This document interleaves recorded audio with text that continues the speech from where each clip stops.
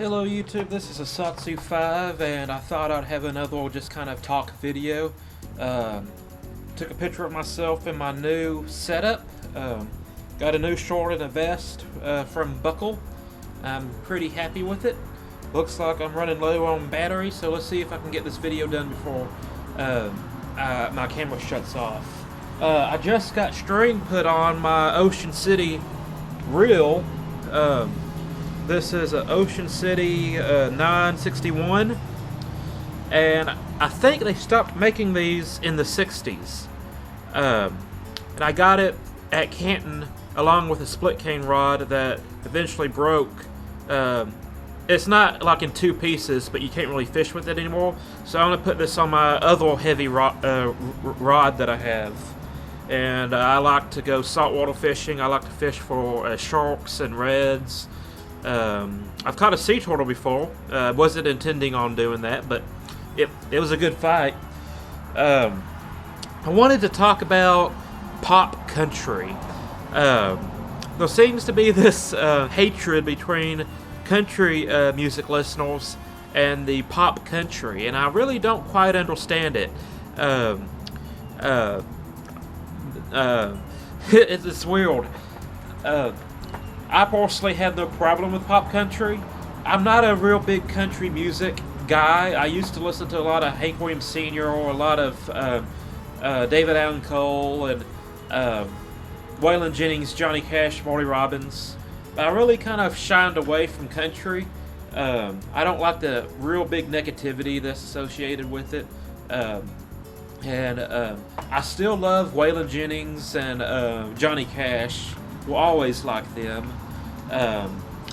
But I never really liked George Strait, Randy Travis. Who else? I really didn't like the 90s era country music. But yeah, Florida Georgia Line, I have no problem with them. I actually have one of those songs on my iPod or iPhone. Luke Bryan has a song that I like.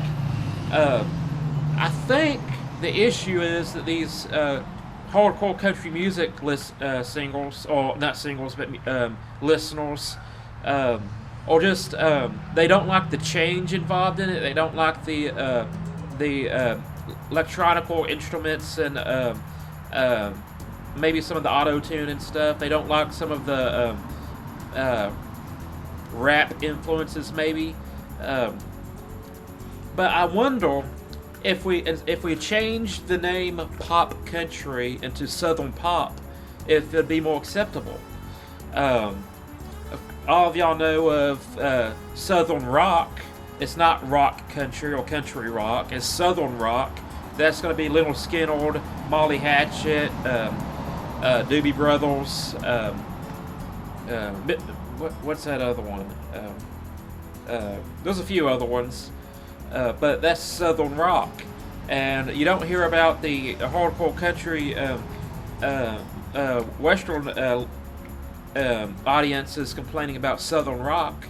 So I was just curious if southern pop would be more acceptable.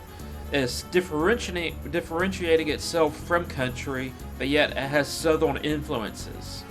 That was just my thought. I really don't care to get in on the what am I saying? I don't feel too strongly either way.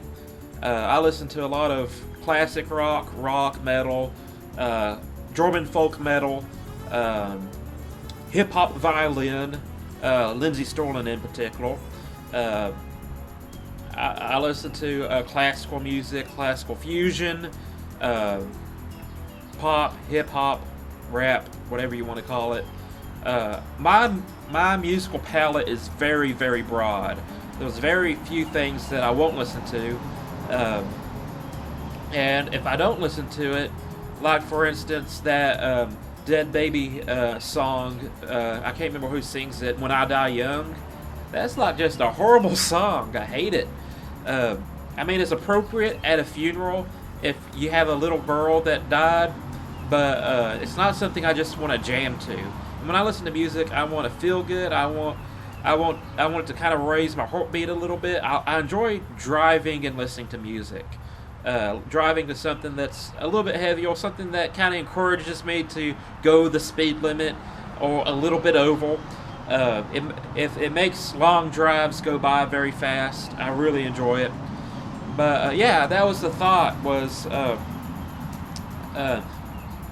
country pop or pop country. What about southern pop? Uh, it's, and there's also rap rock, or I don't know how you say it. They have rap and rock music fusions. I really like musical fusions where they mix two different genres together. So that's it. Just me babbling on. It's Sunday evening. Don't have a whole lot going on. Got work tomorrow. I sold my Bagwell Fortress on eBay, and I'm a little disappointed in how much it sold for.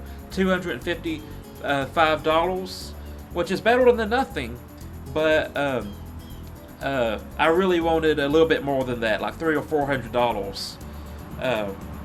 But yeah, I got my reel stringed up with 20-pound test line. I'm going to put this on my heavy rod. We're probably not going to use it this spring break, but I thought I'd go ahead and get it stringed up for just in case. I'm actually planning on taking my scuba buddy, my Native American guide from the tribe of Mexico, to Rollover Pass at Bolivar Peninsula and fishing Rollover Pass. They just recently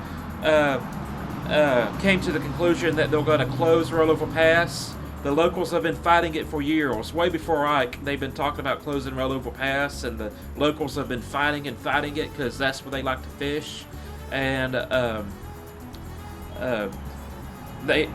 people who wanted it closed finally won. And it's a shame because it's such a landmark. It's a big fishing area, and they originally made it to help the ecosystem in the bay get a higher salinity level, and to give an area for the wildlife to travel from the ocean to the bay. And after they close Rollover Pass, they're going to have to travel all the way around the peninsula to get into the bay. But Rollover Pass really is interfering with the Intercoastal Corral, and I guess that's where the bigger money is at. It's a shame to see Rollover Pass go, but I'm hoping to fish there a few more times before they actually close it. So that's probably mostly where we're going to be fishing, but if for whatever reason we decide to get into the cold water, it's nice to have a rod and reel that can handle a big fish, such as a black-tip shark or a red, a drum, who knows, maybe a bull shark. There's even been a manatee in Galveston, which I've only heard of a manatee being in the area once. We do have dolphins. Hopefully we won't hook any of those. I'm rambling now, so I guess that's it. I hope y'all have a great day. I'm a Satsu 5, and I am out.